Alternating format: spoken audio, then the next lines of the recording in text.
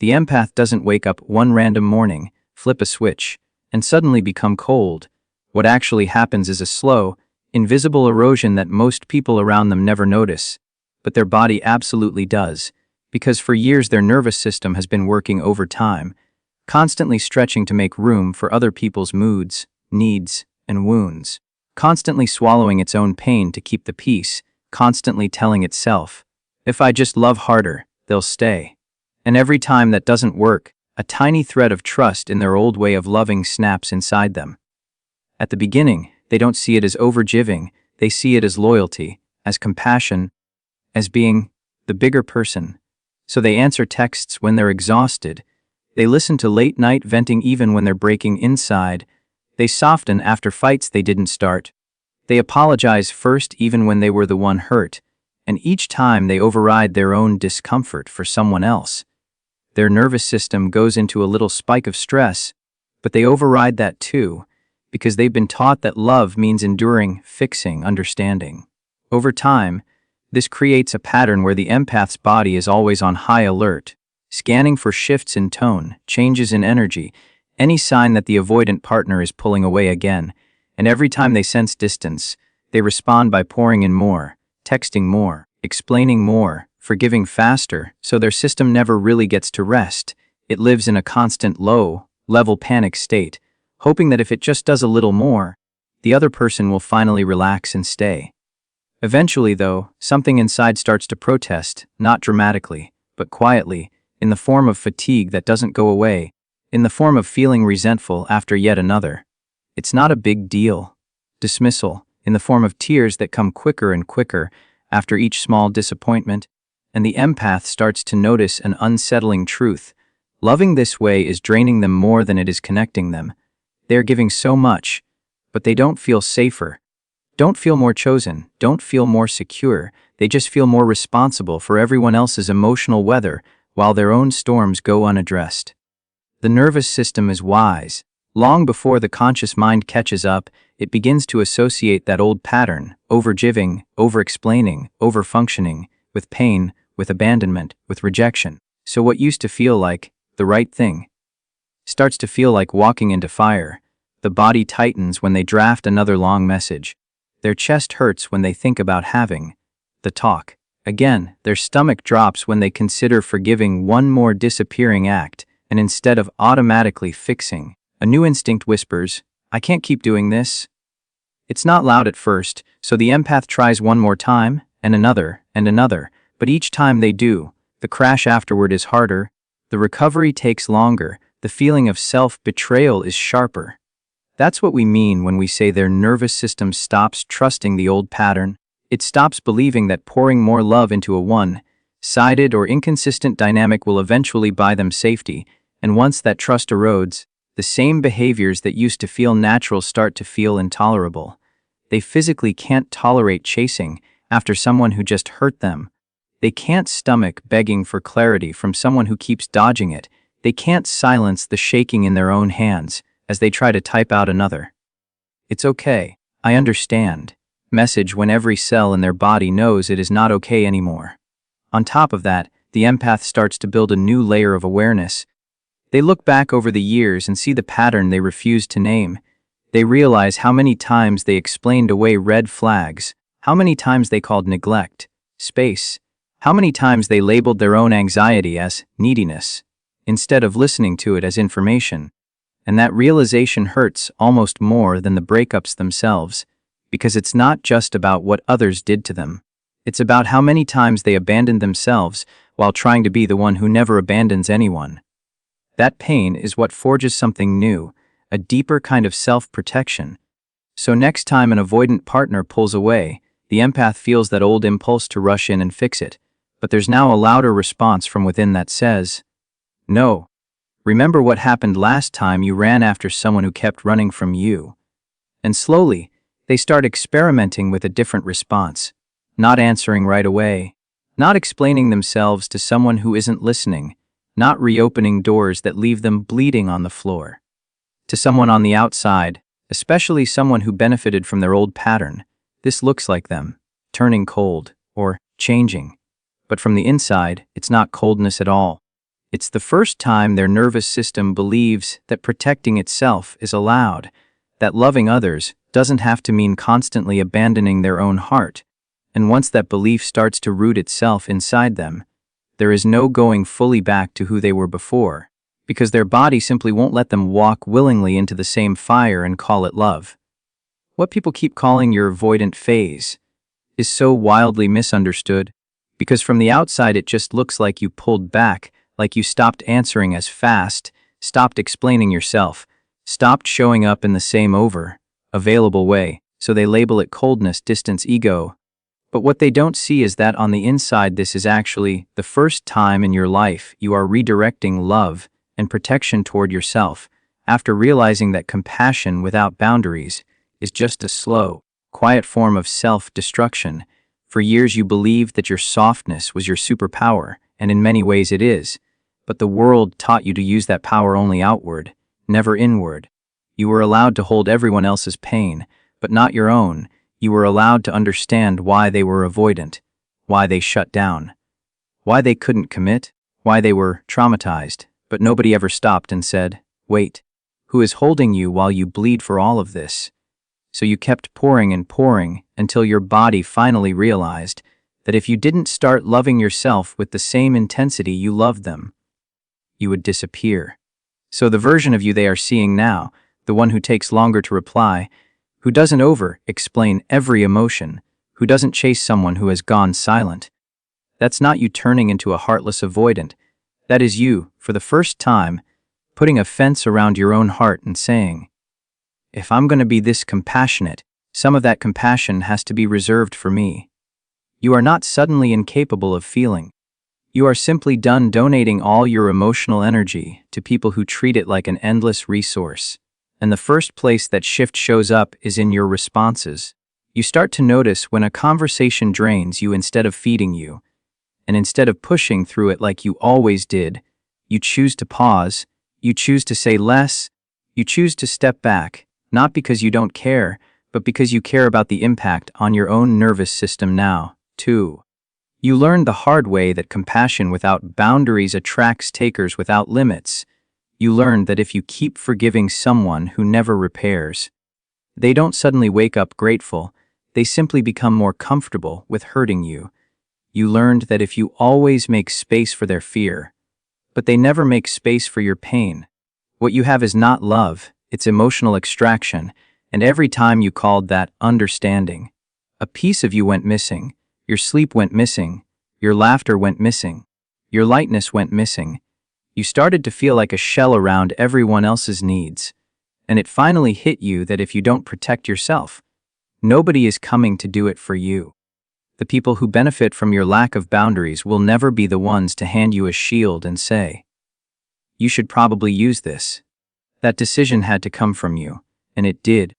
The day you realized that the most loving thing you could do for your own soul was to stop putting yourself in the line of fire and calling it devotion. Redirecting love toward yourself doesn't feel glamorous at first, it feels selfish, wrong, foreign, because you've spent your entire life equating love with sacrifice. So when you start saying, "No, I'm not available for this conversation right now," or "No, I'm not going to text again if you keep ignoring me," or "No, I'm not reopening this chapter when nothing has changed," your body shakes, your mind screams, "You're being mean, you're going to lose them." But a deeper part of you whispers, "We've been losing ourselves for years. Can we please try something else?" And that whisper is the beginning of self-protection. That whisper is your heart finally turning its face toward you. The world calls that avoidance, but what it actually is discernment. You're not avoiding connection. You're avoiding repetition of harm. You're not avoiding intimacy. You're avoiding situations where intimacy is one-sided, where you are the therapist, healer, mother, fixer, an emotional sponge, while the other person gets to stay emotionally underdeveloped and endlessly excused. There will be people who don't like this new direction of your love, especially those who were comfortable when it all flowed toward them. They will say you're distant now, hard now, not like you used to be. But what they really mean is, you're no longer willing to break yourself to keep me comfortable. And that's not your problem to solve. Their discomfort is the natural consequence of a system that stopped being rigged in their favor. You are not obligated to go back to bleeding just because they preferred you that way. The truth is, you have not lost your empathy at all. You have finally included yourself inside its circle. And that is what changes everything. You still feel deeply. You still care profoundly. You still want to see the good in people. But now you also watch how they treat you. You notice whether they show up for you, the way you show up for them. You pay attention to how your body feels after interacting with them, heavy or light, anxious or settled. And then you let that information matter. That is not avoidance. That is love becoming wise, love finally understanding that it was never meant to cost you your sanity, your health, or your sense of self. Love was meant to hold you too. And if someone cannot meet you in that kind of love, the new you is allowed to walk away, not because you don't care, but because you finally do. The shift from chasing connection to walking away from imbalance feels like grief long before it feels like empowerment. And that's the part almost nobody talks about. Because from the outside it looks like you're getting stronger, like you've finally wised up, like you're done tolerating nonsense. But on the inside it feels like a funeral. You are not just leaving a person, you are burying a version of you who believed that if you just loved hard enough, understood deeply enough, forgave often enough, they would one day wake up and meet you where you've been standing this whole time. When you stop chasing, it's not because you've stopped caring. It's because caring the way you used to has become unbearable. There is a moment where your body refuses to send the long message, refuses to beg for another conversation, refuses to explain your heart one more time to someone who keeps dropping it. And that refusal doesn't feel glamorous. It feels like your chest is splitting open, like you're betraying your own nature. You look at the chat you're not sending, the call you're not making, the apology you're not offering this time, and the old version of you screams, just fix it, just reach out, just keep the connection. While the new, shaky version of you whispers, if you fix it again, you will break yourself, and you are standing in the middle of that war, feeling like you're losing no matter what you choose. At the start, walking away from imbalance doesn't feel like self-respect, it feels like abandonment, abandoning them, abandoning the fantasy, abandoning the story you held on to that said, if I stay, it proves my love is real. Your nervous system is wired to associate chasing with safety, because for so long your brain believed, if I can stay close, if I can keep the conversation alive, if I can make them understand, then they won't leave me. So when you do the opposite, and you let silence exist, your whole body panics. Your hands itch to type, your heart pounds, your mind runs through every scenario where you're the villain for walking away, and you start grieving not just the person, but your own identity as the one who always stayed, always tried, always forgave. You see memories of the good moments and it hurts more now, because you're choosing not to use those moments as reasons to go back. You're choosing to let, but we had such a connection, coexist with, and that connection was destroying me. And holding those two truths at the same time is brutal. You will cry and question yourself. You will wonder if you're being too harsh. You will replay their wounds and excuses in your head. You will feel a wave of guilt for finally prioritizing your own heart, because nobody taught you that saying, this is not enough for me, is an act of love toward yourself, not cruelty toward them. But as you keep walking, step by shaky step, something starts to change underneath the grief, very quietly at first, like a soft hum beneath all the noise of your doubt. You notice that you're sleeping a little deeper on some nights, that your stomach isn't in a constant knot waiting for them to push and pull, that your days have more mental space, because you're not dissecting every word they said. You start to have conversations with yourself that you never had time for while you were managing their emotions. What do I want in a relationship? What does feeling safe actually look like for me? Why did I accept so much confusion and call it chemistry? And those questions are the beginning of radical self-respect. Even if they still make your voice shake. You start seeing the imbalance with clearer eyes. You remember how often your needs were sidelined, how many times you were told you were too much, when you were just asking for the basics, how often you bent, stretched, shrank just to keep them comfortable, and instead of automatically blaming yourself, You begin to feel a quiet anger on behalf of the version of you who kept handing out chances like candy, while no one was offering her the same grace. One day, you catch yourself doing something you never used to do. You read an old thread where you were begging to be understood, and instead of thinking, "I should have said it more gently, maybe then they'd have stayed," you think, "I can't believe I had to beg for that." And that click in your brain is not bitterness, it's alignment. It's your standards slowly rising to meet the truth of what you deserve. You begin to recognize that walking away from imbalance is not you rejecting love, it's you rejecting crumbs. You are not abandoning the concept of connection, you are abandoning the idea that connection should be earned through suffering. Yes, it still hurts. Yes, there will be days you miss the chaos because chaos was familiar.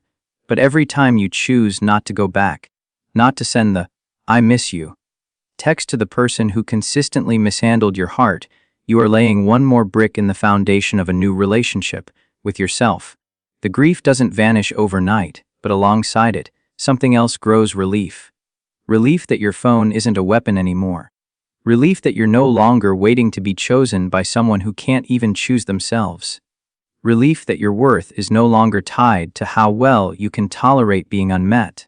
That relief is fragile at first, but it is real, and as it expands, you start seeing your past behavior through a new lens, not as proof that you were pathetic or weak, but as evidence of how deeply you were willing to love, and now, finally, you are turning that depth inward.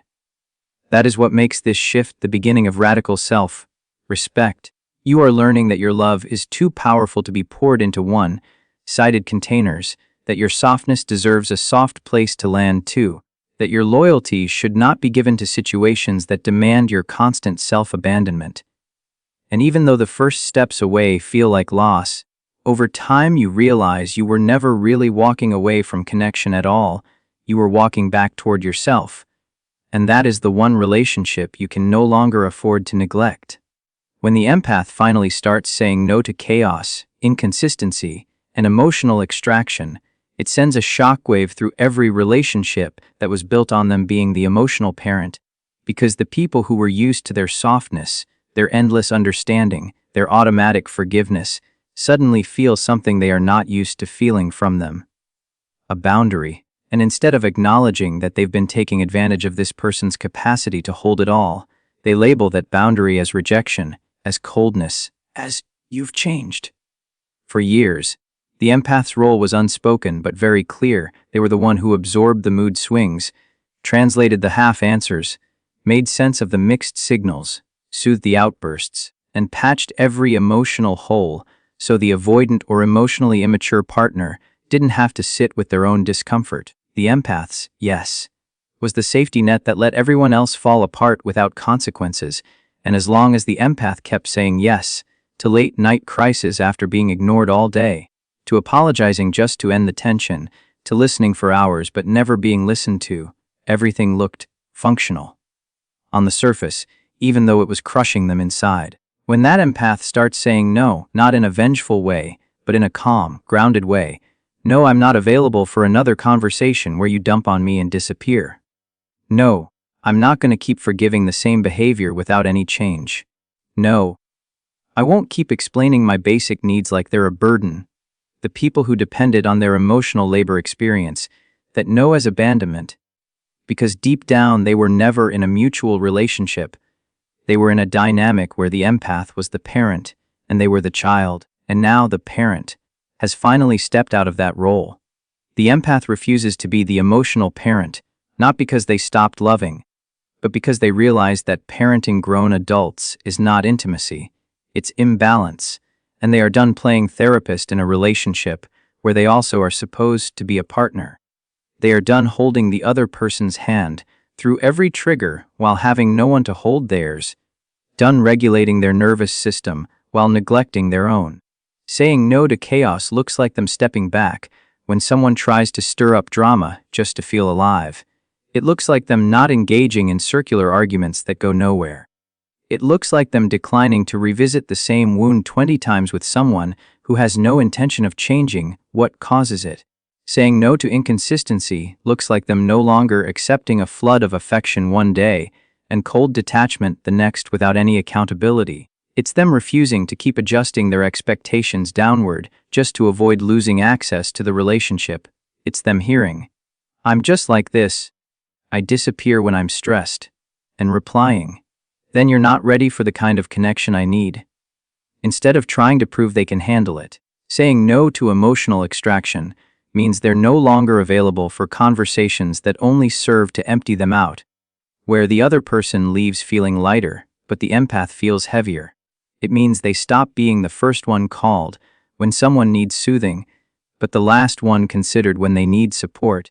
It means they stop answering every crisis with a drop, everything response, and start asking, "Is this mine to carry?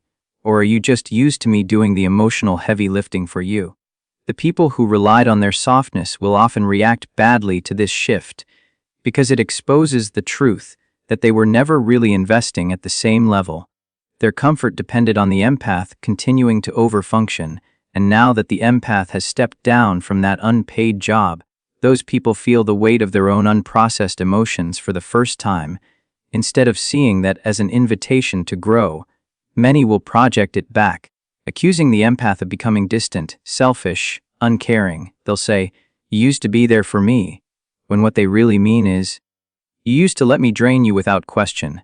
They'll say, "You're not as soft as you were," when what they mean is, "You don't let me avoid my responsibilities anymore."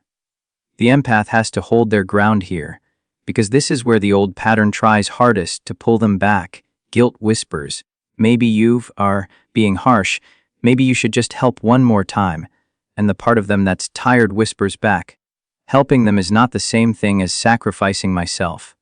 And this inner conversation repeats itself over and over until the empath starts to believe that their no is not cruelty. It's correction, not punishment, but protection. Refusing to be the emotional parent doesn't mean they stop showing up with love. It means they start requiring reciprocity. It means they become willing to let relationships fall apart if the only way to keep them is to keep abandoning themselves. It means they are okay with being misunderstood by people who only loved them when they were endlessly available, and they choose instead to hold out for the people who find their boundaries reassuring, not threatening. The ones who say, "Thank you for telling me your limit. I want to honor it," instead of, "You're making it hard to be around you now." The empath's no is the doorway out of being used and into being truly met. And even though it makes some people feel rejected, what's really happening is that, for the first time, the empath is refusing to carry everyone like a child. And anyone who only came to be carried will naturally fall away.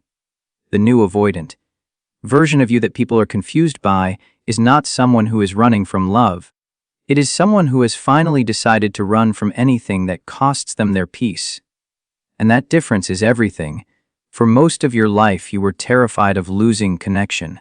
So you tolerated uncertainty, inconsistency, half-truths, mixed signals, and emotional starvation because you equated love with endurance. You believed that if you could just hold on long enough, prove your loyalty, prove your patience, they would eventually reward you with the safety you craved. But what actually happened was that you trained your nervous system to associate being in love with being in constant anxiety. Your body didn't know the difference between passion and panic, between chemistry and chaos. It just knew that every time your phone buzzed, your heart jumped. Every time it stayed silent, your stomach dropped. Every time they pulled away, your mind went into overdrive figuring out what you did wrong. And you called that normal. You called that love. So when you finally hit the point where your system couldn't take it anymore, where the sleepless nights and crying fits and self-doubt got too loud to ignore, something in you snapped. But it wasn't your softness that broke. It was your tolerance for pain. The version of you that people are calling avoidant now is not avoiding closeness. They are avoiding going back to living in that constant state of threat. And that is a deeply intelligent, deeply loving act toward yourself. You are not rejecting intimacy. You are rejecting ambiguity. You are not anti-relationship. You are anti-confusion. You are not closed off. You are simply no longer willing to open up to people who see your vulnerability as a resource they can tap into whenever they feel lonely, and then discard when they feel full again. And yes, that means the way you approach connection looks completely different now, Before, you would override red flags in the name of understanding. You would hear, "I'm just bad at texting. I don't like labels. I've been hurt before." And treat those lines like sacred excuses that justified why they couldn't meet you halfway. Now you hear those same lines, and instead of bending yourself around them, you ask a new question. Does this person have the capacity to create the emotional safety I need? Or are they telling me up front that they can't go where I'm going? And when the answer is no, you don't push, you don't perform. You don't start a self-improvement campaign to become more easygoing. You simply step back, not to punish them, but to protect yourself from a dynamic you already know the ending of. You start requiring reciprocity, not as a power move, but as a basic filter. You notice whether they follow up when they say they will, whether they check in on you the way you check in on them, whether they listen when you speak or just wait for their turn, whether they are curious about your inner world or just hungry for your validation. And when the scale starts tipping too far in one direction, you don't write a thesis trying to convince them to care more. You accept that they are where they are, and you make your choices from there. Clarity becomes oxygen for you now, not because you are needy, but because you have lived in the fog and know exactly what it does to your head and your heart. You no longer romanticize uncertainty. You no longer confuse hot and cold with chemistry. You no longer think unpredictability is exciting. You recognize that what once felt like butterflies was actually your body bracing for impact. So you start asking direct questions. What are you looking for? How do you handle conflict? What does commitment look like to you? And you pay attention not just to the words, but to how your body feels when you hear them. If your chest tightens, if your gut twists, if your intuition whispers, they're not ready. You don't shove that down anymore. You believe it, because clarity isn't just about what they say. It's about how their energy lands in your nervous system, and emotional safety becomes your new non-negotiable, not as a luxury you hope to earn one day, but as the baseline you build from. You've been the one who created safety for everyone else, who regulated others through their explosions and shutdowns. Now you're asking, who makes me feel regulated? Who calms my system instead of constantly spiking it? Who can sit with my emotions without making me feel like a burden or a problem to fix? To people who knew you as endlessly available, this looks like you being picky, guarded, even aloof. But the truth is you're simply not willing to hand over front row access to your heart to anyone who hasn't shown they can hold it with care. Your standards are not walls. They are doors with locks that finally work, and those locks are called mutual effort, consistent communication, emotional accountability, respect for your boundaries. You're still capable of depth. In fact, your depth is greater than ever. But now you refuse to dive with someone who only wants to swim in the shallow end and drag you down when they panic. You'd rather walk alone for a while than twist yourself back into the shape of someone who tolerates being ignored, minimized, or breadcrumbed just to feel connected. The new avoidant, you, is not saying, "I don't want love." They are saying, "I will not trade my peace to audition for it." And that is not cold.